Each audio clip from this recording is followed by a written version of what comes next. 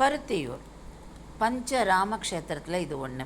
தில்லை விளாகம் முடிகொண்டான் வடுவூர் அதாம்பர் பருத்தியூர். இந்த பருத்தியூர் கும்பகோணத்துலேருந்து திருவாரூர் போகிற வழியில் இருக்குது. குடவாசல் கிட்டக்க இருக்குது.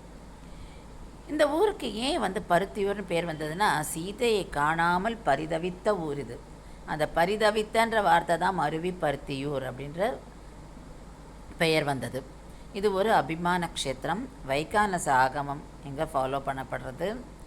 இங்கே மூலவர் சன்னதியில் ஸ்ரீ கல்யாண வரதராஜர் ஸ்ரீதேவி பூதேவியோடு எழுதியிருக்கார். விவாகம் நிறைவேற பிரார்த்தனை செய்யப்படுற இடம் இது. உற்சவர் ஆதி வரதராஜர் பிரயோக சக்கரத்தோட காட்சி தரார்.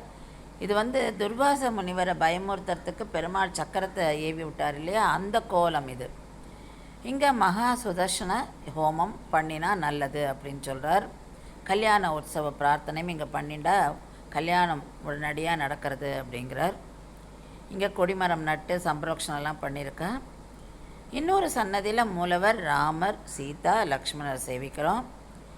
ஸ்ரீ செங்காலி அனந்தராம தீட்சிதருடைய சிஷ்யரான ராமாயண கிருஷ்ண சாஸ்திரிகள், அவர் ராமாயணமே பாராயணம் பண்ணியிருந்தாராம் தன் வாழ்நாள் முழுவதும்.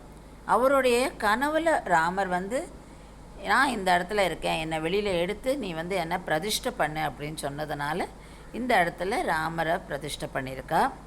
சீதாதேவி மட்டும் இவளுக்கு கிடைக்கலையாம். அதனால் பின்னால் சீதாதேவியை பிரதிஷ்டை பண்ணியிருக்கா. சீதாதேவி பின்னால் பண்ணப்பட்டு பிரதிஷ்டை செய்யப்பட்டிருக்கு.